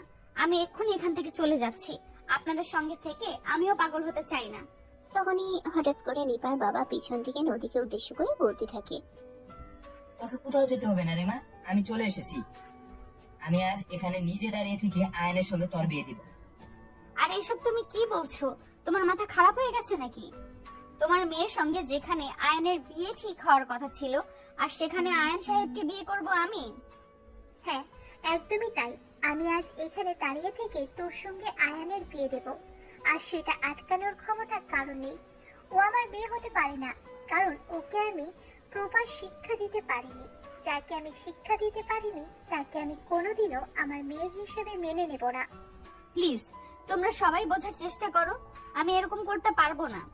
আমাকে তোমরা সবাই ক্ষমা করে দাও। তখনই দীপার বাবা নদীর হাত দুটো ধরে বলতে থাকে, তুই আমার বাড়িতে যেদিন থেকে এসেছিস সেদিন থেকেই তুই আমাকে বাবা বলে ডাকতি, আর সেই বাবার অধিকার দেখে আমি তোকে একটা অনুরোধ করতে চাই। তুই আয়নকে বিয়ে করে তোর জীবনকেও একটু সুখী হওয়ার প্রয়োজন আছে। হ্যাঁ, আমি এটা খুব ভালো করেই জানি। আমার জীবনে একটু সুখ খুব প্রয়োজন, কিন্তু আমি কারো মনে কষ্ট দিয়ে সুখী হতে চাই না। তাছাড়া কোনো মানুষ কখনো কারো মনে কষ্ট দিয়ে সুখী হতে পারে না। তাই প্লিজ তোমরা দুজনেই আমাকে ক্ষমা করে দাও। এসব আমার কোনো প্রয়োজন নেই। নদী, তুই এখনো অতটা বড় হয়ে যাসনি যে আমার মুখের উপর কথা বলার সাহস তোর হয়ে গেছে। আমি তোকে আদেশ করছি তুই আয়নকে বিয়ে করবি, এবং আজকেই। কিন্তু আর কোনো কিন্তু নয়। নদী, যেখানে দীপার বাবা নিজে দাঁড়িয়ে থেকে তোমাকে আয়নার সঙ্গে বিয়ে দিতে চান, সেখানে তুমি আর নানা বলো না। এই বলে আয়নের আম্মু নদীকে নিজের রুমে নিয়ে গেলেন। আর এদিকে তারপরে তিনি আয়নের বাবার সঙ্গে সবকিছু খুলে বলেন। আয়নের বাবা নদীর বা পাশে সেদিন রাতে দাঁড়িয়ে থেকে আয়ন এবং নদীর বিয়ের কাজ সম্পন্ন করলেন। এদিকে রাত আনুমানিক 1:30টার মতো বাজে। নদীকে আয়নের আম্মু নিজের রুমে নিয়ে গেছেন, আর তারপর আলমারি থেকে একটা শাড়ি আর কিছু গহনা বের করে সেগুলো নদীর হাতে তুলে দিয়ে বলতে লাগলেন, এই নাও বৌমা, এটা আমার বিয়ের শাড়ি। তোমাদের বিয়েটা হঠাৎ করেই হয়ে গেছে, সেই জন্য তোমাকে দিতে পারিনি। তবে তুমি আমার একমাত্র ছেলের বউ, তোমাকে আমি সবকিছু দেব। তবে আজ তোমার জীবনের প্রথম রাত। আজ আমার ছেলে তোমাকে নতুন রূপে পাবে, তাই তুমি এই শাড়ি আর গয়নাগুলি পরে আমার ছেলের ঘরে যাও। কিন্তু আম্মু, এগুলো তো আপনার। মেয়েদের শাড়ি আর গহনা ভাগ কখনো কাউকে দিতে হয় না। আমি কাউকে দিচ্ছি না, এটা যার প্রাপ্য তাকে দিচ্ছি, কারণ আমার একমাত্র সন্তান আর তুমি আমার একমাত্র পুত্রবধূ। আমি যখন না থাকবো তখন তো এসব কিছু তোমারই থাকবে, তাই আমি আগে থেকেই তোমার হাতে এসবের দায়িত্ব বুঝিয়ে দিলাম। কথাটা শুনে নদীর দুই চোখ দিয়ে 2 ফোঁটা নোনা জল গড়িয়ে পড়ল। আর তখনই আয়নের আম্মু নদীর চোখ মুছে দিয়ে বলতে লাগলেন, দেখো বোকা মেয়ের কাণ্ড। এভাবে কান্না করছো কেন? এভাবে একদম কান্না করবে না, তোমাকে কান্না করলে মানায় না। তোমার কষ্টের দিন শেষ, এখন তোমার সুখের দিন এসেছে। এখন তুমি অনেক সুখী হবে। আম্মু, এত সুখ আমার কপালে সইবে তো? জন্মের পর মা বাবাকে দেখতে পাইনি, মায়ের ভালোবাসা সারা জীবন অভাব বোধ করেছি। যদিও ওই বাড়িতে আসার পর বাবা আমাকে নিজের মেয়ের মতোই মানুষ করেছেন, কিন্তু মায়ের ভালোবাসা সব কখনোই আমার কপালে জোটেনি। আজ আপনাকে দেখে মনে হলো আমি আমার মাকে ফিরে পেয়েছি। হ্যাঁ রে বোকামি, আজ থেকে আমি তোর মাই হয়ে থাকবো। এতদিন আমার শুধু একটা ছেলে সন্তান ছিল, আজ আমি একটা মেয়েও পেয়েছি। আজ আমার সংসার পরিপূর্ণ হয়েছে। এখন যা, এগুলো পরে তৈরি হয়নি, আমার ছেলে তোর জন্য অপেক্ষা করছে। এই বলে আয়নের আম্মু নিজের হাতেই নদীকে তৈরি করে দিলেন, আর তারপর নদীকে আয়নের রুম পর্যন্ত পৌঁছে দিয়ে বলতে লাগলেন, যা, দুজন নতুন সংসার শুরু কর। তোদের জন্য অনেক শুভকামনা রইল। তোরা দুজন অনেক অনেক ভালো থাকিস। আম্মু, তোমরা শুধু আমাদের দুজনের জন্য দোয়া করো, দেখো অনেক ভালো থাকবো। অতঃপর আয়ানের আম্মু সেখান থেকে চলে গেল, আর আয়ান রুমের দরজাটা বন্ধ করে নদীকে বিছানায় এনে বসালো, আর তারপর নদীর হাত দুটো ধরে বলতে লাগলো, তোমার কষ্টের দিন শেষ, তোমাকে আমি আর কোনো কষ্ট পেতে দিব না। এখন থেকে তোমার সুখের দিন শুরু হবে। আমি তোমাকে জানি না কতটা সুখ দিতে পারবো, তবে আমি আমার স্বপ্ন দিয়ে চেষ্টা করব তোমাকে ভালো রাখার জন্য। আমার মনে হয় এইসব করার খুব একটা প্রয়োজন ছিল না। দীপা অনেক কষ্ট পাবে এটা জানতে পারলে। তুমি এত ভালো কেন সোনা? ভালো মানুষকে সবাই পা দিয়ে পিষিয়ে মারে। তুমি এত ভালো বলেই সবাই তোমাকে সবসময় এত কষ্ট দেয়। তুমি সবসময় এত ভালো হতে চেও না। সবার কাছে ভালো হওয়ার কোনো প্রয়োজন নেই। তুমি নিজের ভালো থাকাকে একটু গুরুত্ব দাও, নিজেকে একটু ভালোবাসতে শেখো, নিজেকে একটু ভালো রাখতে শেখো। আমি সবাইকে নিয়ে ভালো থাকতে চাই, আমার একার ভালো থাকার কোনো ইচ্ছে নেই। আমি সবাইকে নিয়েই ভালো থাকতে চাই বলি সবাই আমাকে এতটা কষ্ট দিতে পারে, তা না হলে কেউ আমাকে এত কষ্ট দেওয়ার সুযোগটুকু পর্যন্ত পেত না। আজ থেকে আর তোমার সবাইকে নিয়ে চিন্তা করতে হবে না। আজ থেকে শুধু তুমি আমার আর আমি তোমার, এইটুকুতেই সীমাবদ্ধ থাকলে চলবে। আর আমার আব্বু আম্মু যথেষ্ট ভালো মানুষ, তুমি তাদের সঙ্গে মেলামেশা করলেই বুঝতে পারবে। সেটা আমি একদিনেই বুঝতে পেরেছি। আব্বু আম্মু যেভাবে আমাকে কাছে টেনে নিয়েছেন, যেভাবে আমাকে তাদের আপনজন বানিয়ে নিয়েছেন, এটা আর কেউ এত সহজে করতে পারবে না। নদী, আজ আমাদের জীবনে প্রথম রাত। আজকে সারা রাত এভাবে গল্প করে কাটিয়ে দেবে। আমাকে একটু ভালোবাসা পেতে দিবে না? বলতেই নদীর মুখটা লজ্জায় লাল হয়ে গেল।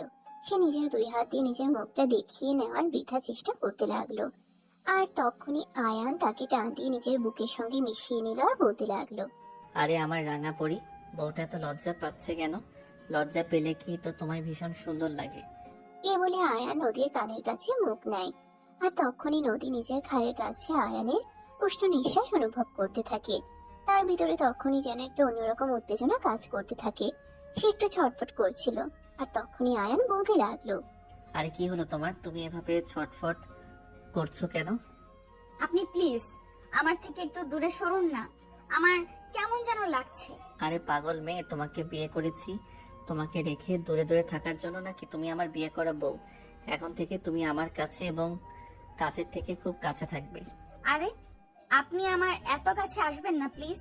দেখো, একদম ফাইজলামো করবে না। তুমি আমার বিয়ে করা বউ, আর আজ আমাদের বাসর রাত। আজ কেন আমি তোমার থেকে দূরে থাকবো? আজ আমি তোমার সম্পূর্ণ লজ্জা ভেঙে দেব আর আমার ভালোবাসা আদায় করে নেব। বলিয়ে আয়ান নদীর ঘাড়ে চুমু খায়, আর তখনই নদী কেঁপে উঠে আর বলতে থাকে, আরে কি করছেন আপনি? আমি বললাম তো আমাকে ছেড়ে দিন, আমার কেমন যেন লাগছে। কেন, আমার ছোঁয়া পেতে ভালো লাগছে না?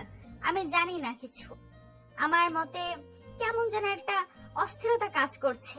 নদীকে আরো কাছে টেনে নিল, নদীর বুকের সঙ্গে নিজের বুক মিশিয়ে নিল। দুজন দুজনার নিঃশ্বাসের শব্দ শুনতে পাচ্ছে, আর তখন আস্তে আস্তে তার মাথাটা উঠিয়ে নিয়ে নদীর কপালে আলতো করে একটা ভালোবাসার স্পর্শ রেখে দেয়। আবার অন্যদিকে কেঁপে ওঠে, আর এটা দেখে আয়ান বুঝতে পারে নদী এই প্রথমবার কোনো পুরুষের ছোঁয়া পেয়েছে, তাই তো তার এমন লাগছে। কিন্তু যত যাই কিছু হয়ে যাক না কেন, আজ তাদের বাসর রাত। আজ তো আয়ান কোনোভাবেই নদীকে ছেড়ে দিতে পারে না, তাই সে আস্তে আস্তে নদীর গালে, ঠোঁটে, গলায় কিস করতে থাকে, আর নদী শুধু ছটফট করতে থাকে। এদিকে আয়ান ক্রমশ নদীর সারা শরীরে নিজের হাত আর ঠোঁটের আক্রমণ চালাতে থাকে। নদী নিজেকে আর কন্ট্রোলে রাখতে পারছিল না। সেও নিজের কন্ট্রোল হারিয়ে আয়নের সঙ্গে রেসপন্স করতে থাকে। আয়ন আস্তে আস্তে নদীর শরীর থেকে সমস্ত কাপড় চোপড় ছিনিয়ে নিতে থাকে। নদী লজ্জায় নিজেকে গুটিয়ে নিতে শুরু করে আর আয়নকে বলতে থাকে, আরে না, কি করছেন আপনি? আপনি আমার শরীর থেকে কাপড় কেন ছিনিয়ে নিচ্ছেন? আমার ঠান্ডা লাগছে তো। আরে বোকা মেয়ে, তোমাকে আমি আমার ভালোবাসার প্রশ্ন তাই উষ্ণতা করব, তাই আমার কাছে আসো, এক্ষুনি তুমি উষ্ণ করে দিচ্ছি। এই বলে আয়ান নদীকে নিজের আরো কাছে টেনে নেয়। আর ততক্ষণেই নদীর শরীরের একটা সুতো পর্যন্ত নেই। আয়ান নিজের শরীরের সমস্ত কাপড় চোপড় খুলে ফেলে দিয়েছে। ততক্ষণে নদীর মাঝে সম্পূর্ণরূপে নিজেকে সঁপে দিয়েছে। আয়ান নদীর সারা শরীরে ভালোবাসার স্পর্শ দিয়েছে। আর এদিকে নদীও তার সঙ্গে সমান তালে রেসপন্স করে যাচ্ছে। আর এভাবেই কিছুক্ষণের মধ্যে দুজনে ভালোবাসার অতল সাগরে হারিয়ে যায়। আয়ান নদীর সারা শরীরে ভালোবাসার স্পর্শ দিয়ে চলেছে। আর এদিকে নদীও তার সঙ্গে সমান তালে রেসপন্স করে যাচ্ছে। এভাবেই দুজন কিছু সময়ের মধ্যে ভালোবাসার অতল সাগরে হারিয়ে গেল। 2 ঘন্টা ধরে ভালোবাসার আদান প্রদান করার পর আয়ান নদীকে ছেড়ে দিয়ে বিছানার একপাশে শুয়ে পড়ল। আর এদিকে নদী তখন বিছানার চাদর দিয়ে নিজের শরীরটা ঢেকে নেওয়ার বৃথা চেষ্টা চালাচ্ছে। তখন এটা দেখে আয়ান নদীকে বলতে লাগলো, আরে কি করছো তুমি? তুমি কি পাগল হয়ে গেছো নাকি? না, তোমার মাথা খারাপ হয়ে গেছে? তুমি বিছানার চাদর দিয়ে নিজের শরীর ঢাকতে চাইছো কেন? আরে এখানে আপনি বসে আছেন, আপনি তো আমার সবকিছু দেখে ফেলবেন, তাই আমি নিজেকে ঢেকে ফেলার চেষ্টা করছি। হি হি হি, আমি কি এখনো তোমার কোনো কিছু দেখার বাকি রেখেছি নাকি? সবকিছু তো একদম চেটে পুটে খেয়েছি। বলি একটা ভিলেন মার্কা হাসি দিল আয়ান। আর এদিকে নদী লজ্জায় রাগে একদম শেষ হয়ে যাচ্ছে। তখনই নদী বিছানা থেকে নেমে নিজের কাপড় খুঁজতে লাগলো। তখনই আয়ান বলতে লাগলো, ওগুলো খুঁজে আর কোনো লাভ নেই, কারণ ওগুলো আর শরীরে দেওয়ার মতো অবস্থাতে নেই। তুমি ওয়াশরুমে যাও, আমি তোমার কাপড় নিয়ে আসছি। আয়ানের কথায় নদী আর এক মুহূর্তও দেরি না করে ওয়াশরুমের ভিতরে ঢুকে গেল। আর এদিকে আয়ান কিছুক্ষণের মধ্যেই নদীর জন্য ড্রেস নিয়ে তারপরে ওয়াশরুমের ভিতরে প্রবেশ করলো। নদী তখন নিজের শরীরে সাবান লাগাচ্ছিল। আর তখনই আয়ান ওয়াশরুমে প্রবেশ করে। ওটা দেখে নদী আরো লজ্জায় পড়ে যায়। তখনই সে আয়ানকে বলতে থাকে, আরে আপনার কি একটু লজ্জা শরম নেই নাকি? এখানে একটা মেয়ে মানুষ ফ্রেশ হচ্ছে আর সেখানে আপনি হুট করে ওয়াশরুমের ভিতরে ঢুকে গেলেন। আমি কি পাশের ভাবির ওয়াশরুমে ঢুকে পড়েছি নাকি? আমি তো আমার রুমের ওয়াশরুমে ঢুকেছি, যেখানে আমার বউ ফ্রেশ হচ্ছে। এখানে আমি আসতেই পারি, এখানে আসার জন্য আমার তো কোনো বাধা নেই। আপনি আসলে যা ইচ্ছা তাই, আপনার কোনো লজ্জা শরম নেই। এসেছেন, বেশ ভালো করেছেন। এখন এখান থেকে বের হয়ে যান, আমি কাপড় চোপড় পরবো। তোমার কি মাথা খারাপ হয়ে গেছে নাকি? এখন তুমি আমাকে বলবে আর আমি এখান থেকে বের হয়ে চলে যাব? আমি নিজের হাতে তোমাকে ফ্রেশ করিয়ে দেব। ভালো হবে না বলে দিচ্ছি, আপনি এখান থেকে বের হয়ে চলে যান বললাম। বললাম তো আমি যাব না। আমি এই প্রথমবার আমার বউটার সঙ্গে একসাথে ফ্রেশ হবার সুযোগ পেয়েছি, এটা কি আমি হাতছাড়া করে দেব নাকি? চুপচাপ দাঁড়িয়ে থাকো, আমি নিজে তোমাকে ফ্রেশ করিয়ে দিব। নদীর হাত থেকে সাবানটা ছিনিয়ে নিল আর নিজেই নদীর সারা শরীরে সাবান লাগিয়ে দিতে লাগলো। অপরদিকে নদীর অবস্থা একদম যা ইচ্ছে তাই। তার তো লজ্জায় মরে যেতে ইচ্ছে করছে। এই প্রথমবার তার শরীরে কোনো পুরুষ মানুষ হাত দিয়েছে, আবার শরীরের সব স্পর্শকাতর জায়গায় সাবান দিয়ে ডলছে। নদী আর সহ্য করতে পারছে না, তাই সে ধাক্কা দিয়ে আয়ানকে নিজের দিকে সরিয়ে দিল আর বলতে লাগলো, বেঁচে থাকুন, একদম ভালো হবে না বলে দিলাম। আপনি এক্ষুনি এখান থেকে বের হয়ে চলে যান আর আমাকে তাড়াতাড়ি ফ্রেশ হতে দেন। আমি আবার বেশি পানি লাগলে ঠান্ডা লেগে যায়। কিচ্ছু হবে না আমার বউটার, আমি আছি না। আর যদি অসুখ হয়ে যায় তাতেও কোনো সমস্যা নেই। আমি আমার বউকে ডাক্তারের কাছে নিয়ে যাব। আমি আমার বউয়ের সেবা যত্ন করব। দেখবি আমার আদর ভালোবাসা পেলে আমার বউ একদিনের মধ্যে সুস্থ হয়ে যাবে। উফ, আপনি একদম লজ্জাবিহীন একটা মানুষ, আপনার লজ্জা বলতে জিনিসটাই নেই। এটা আমার থাকুক, আমি চাইও না, কারণ আমি আমার বউকে ভালোবাসি। আর বউ আর আমার ভালোবাসার মাঝখানে অন্য কিছু চলে আসুক, এটা তো আমি কখনো চাই না। আপনার সঙ্গে আমি কথা বলতে পারবো না, আপনি যথেষ্ট চালাক আছেন। তা না হলে তোমার মতো সুন্দরী, বুদ্ধিমতী, লক্ষ্মী আর গুণবতী একটা মেয়েকে আমার বউ বানাতে পারতাম নাকি? বলে আয়া নদীর সারা শরীরে সাবান লাগানো শেষ করে দুজনে একসাথে শাওয়ার নিতে লাগলো। 20 মিনিট শাওয়ার নেওয়ার পর দুজনে একসঙ্গে ওয়াশরুম থেকে বের হয়। এদিকে নদী তখন নিজের ভেজা চুলগুলো ছেড়ে দিয়ে ড্রেসিং টেবিলের আয়নার সামনে বসে চুলগুলো আঁচড়ানোর চেষ্টা করছিল। আর তখনই আয়ান নিজেই নদীর হাত থেকে চিরুনি নিয়ে নদীর চুলগুলো আশ্রয় দিল আর বলছিল, বাহ, আমার বউয়ের চুলগুলো তো দারুণ সুন্দর। এতদিন তো আমি আমার বউয়ের চুলগুলো দেখতে পাইনি, কারণ ওই বাড়িতে যতদিন আমি গিয়েছি ততদিন তোমার মাথায় ঘুমটা দেওয়া ছিল। আচ্ছা, তোমার কি একবারও মনে হচ্ছে না তুমি ভুল কিছু করছো? দেখো নদী, তুমি ওই সব কিছু টেনে এনে কথা বলো, এটা আমি চাই না। যা হওয়ার তা হয়ে গেছে। এখন তুমি আমার বিয়ে করা বউ আর আমি তোমার স্বামী। আমাদের মাঝখানে কোনো থার্ড পার্সনকে টেনে আনবে না। যে চলে যাওয়া সে চলে গেছে, তাকে আমি আমার জীবনে আর কোনো জায়গা দেব না। আচ্ছা ঠিক আছে, চলো এখন ঘুমাতে হবে।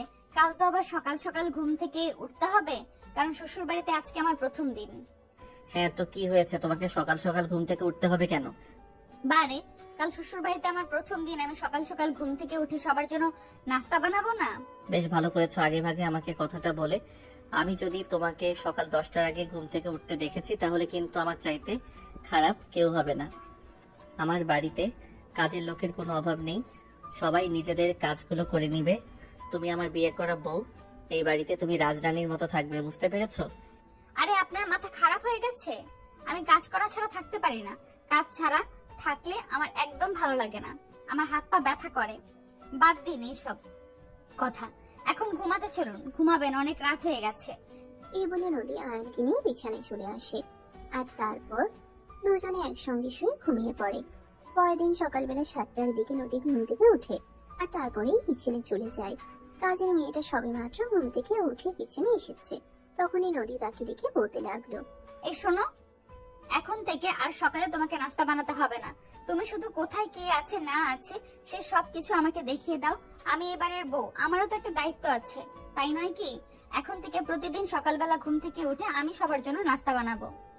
কিন্তু ভাবি, খালাম্মা দেখলে আমারে বকবে। কোনো চিন্তা নেই, তোমাকে কিছু বলবে না। এই সংসারের প্রতি আমার একটা দায়িত্ব আছে, আর সেটা আমাকে পালন করতে হবে।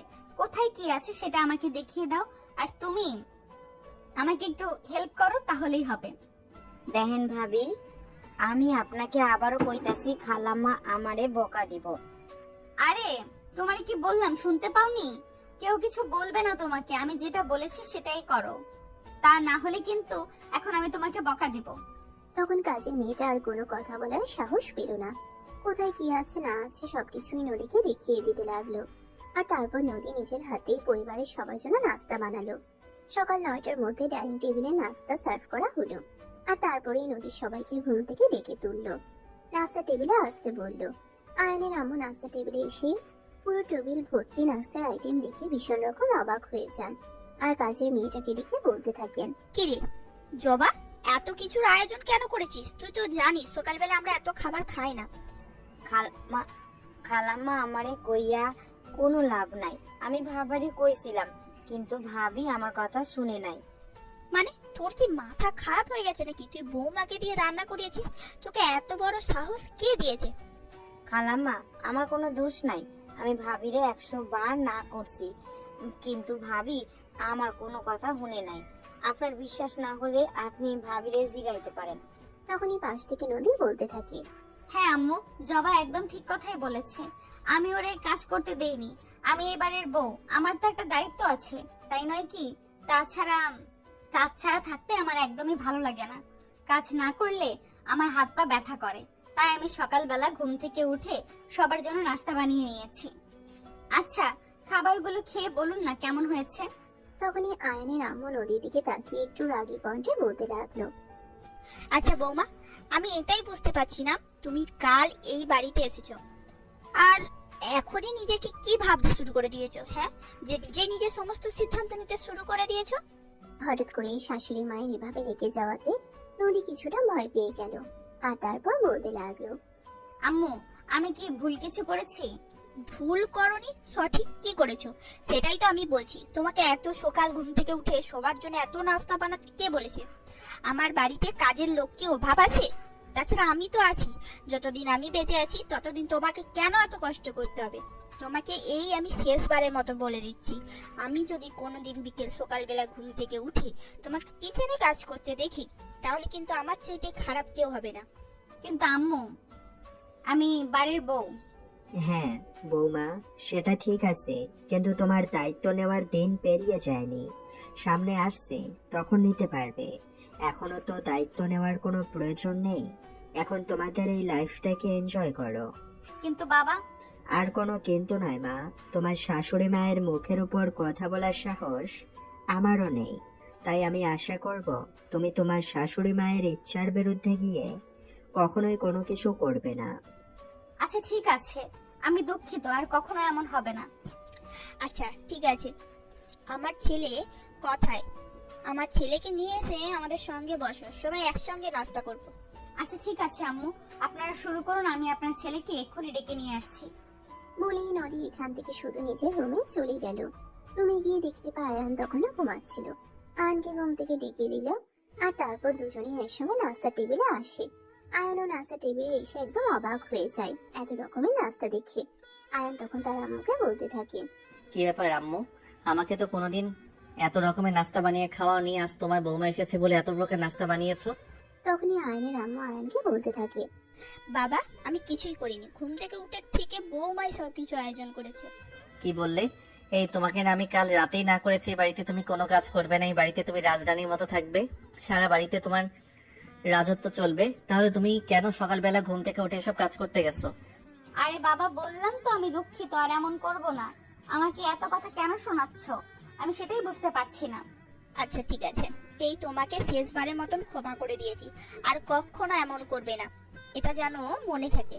এখন বস, সবাই একসঙ্গে নাস্তা করি। নদী তখন আর কোনো কথা না বাড়িয়ে আয়ানের পাশের চেয়ারটাই বসে পড়লো, আর সবাই মিলে একসঙ্গে নাস্তা খেতে লাগলো। তখনই হঠাৎ করে আয়ানের আম্মু বলতে থাকে, দেখাবো মা, তোমার কাছে একটা জিনিস চাইবো। আম্মু, আপনি এইভাবে কেন বলছেন? আমার যদি দেওয়ার সামর্থ্য থাকে তাহলে আমি অবশ্যই দেওয়ার চেষ্টা করব। আপনি বলুন আমাকে। একটা নাতি নাতনি চাই আমাদের। এটা এমন কি কথা? এটা বলার জন্য এইভাবে বলতে হয় নাকি? আপনি ঠাস করে বলে দিলেই তো পারতেন। আয়ানের আম্মু কি বলেছিল এই কথাটা তখনও বুঝতে পারেনি নদী, আর নিজের উত্তরটা দেওয়ার পর বুঝতে পারলো আসলে কথাটা কি ছিল। তখনই জিভে কামড় দেয়, আর চেহারাটা একদম পাকা টমেটোর মতো লাল হয়ে যায়, মাথাটা নিচু করে বসে থাকে। তখনই আয়ানের আম্মু বলতে থাকে, হ্যাঁ বৌমা, আমার একটা দাদু ভাই চাই, দেবে তো? তখনই পাশ থেকে আয়ান বলতে থাকে, আম্মু তুমিও না, একদম যা ইচ্ছে তাই, কোথায় কি বলতে হবে না হবে তার কোনো আক্কেল জ্ঞান তোমার নেই। এখন খাবার টেবিলে খেতে বসেছি, খাবারটা তো খেতে দাও। তখন কেউ আর কোনো কথা বলল না, চুপচাপ খাবারটা খেয়ে নিল। দেখতে দেখতে সারাটা দিন কেটে গেল। নদী শাশুড়ি মা শ্বশুর মশাইয়ের সঙ্গে গল্প গুজব করতে করতে এই দিনটা কাটিয়ে দিয়েছে। আজকের দিনটা তার কাছে স্বপ্নের মতো কেটে গেছে, জীবনের বেস্ট দিন বলতে। যদি নদীকে কোনোদিন এর কথা জিজ্ঞাসা করা হয় তাহলে নদী নির্দ্বিধায় আজকের দিনটার কথাই বলে দিত। যাই হোক, রাত 10টায় সবাই রাতে খাওয়া শেষ করে নিজেদের রুমে চলে গেছে। আর তখনই নদী বিছানা গুছিয়ে বিছানায় বসতে যাবে, তখনই আয়ান রুমে প্রবেশ করে, আর সঙ্গে সঙ্গে রুমের দরজাটা লাগিয়ে দেয়। এটা দেখে নদী বলতে থাকে, আরে কি হলো, তুমি রুমে ঢুকে সঙ্গে সঙ্গে এই দরজাটা লাগিয়ে দিলে কেন? তখনই আয়ান একটা শয়তানি মার্কা হাসি দিয়ে নদীর দিকে তাকিয়ে বলতে থাকে, আজ আবার আমার বউয়ের সঙ্গে দ্বিতীয়বার বাসর করবো তাই? এই না, একদম নয়, ফাজলামো করবে না। আমার ঘুমাতে হবে, শুরুটা একটু টায়ার্ড লাগছে। আমাকে কোন অজুহাত দেখিয়ে লাভ হবে না ম্যাডাম, আম্মু কি বললো শুনতে পাওনি? তাদের একটা দাদু ভাই চাই, আর সেটার জন্য আমাকে একটু টি-20 খেলতেই হবে। বললাম তো হবে না। আমি তো বললাম হবে। বলে আয়া নদীর দিকে এগোতে থাকে, আর নদীর পিছনের দিকে পা বাড়াতে শুরু করে। কিন্তু যাবে আর কোথায়, শেষমেশ পেট দেয়ালে ঠেকে গেল, আর আয়ানের হাতে নিজেকে সমর্পণ করে দিতে হলো। আয়ান আজ আবারও নদীকে নিজের ভালোবাসার উষ্ণতায় উষ্ণিত করতে থাকে, আর দুজন দুজনের ভালোবাসার গভীরতায় হারিয়ে যেতে থাকে। এভাবেই শুরু হয় তাদের দুষ্টু মিষ্টি একটা প্রেমের গল্প। সুপ্রিয় ভিউয়ার্স, আমাদের আজকের গল্পটা এই পর্যন্তই ছিল। আপনাদের কাছে কেমন লেগেছে ছোট্ট একটা কমেন্টে জানাবেন। ভালো লাগলে লাইক, কমেন্ট এন্ড শেয়ার করে পাশেই থাকবেন। এতক্ষণ সাথে থাকার জন্য সবাইকে ধন্যবাদ। সবাই ভালো থাকবেন, সুস্থ থাকবেন। আবার দেখা হবে নতুন কোনো এক ভালোবাসার গল্পে।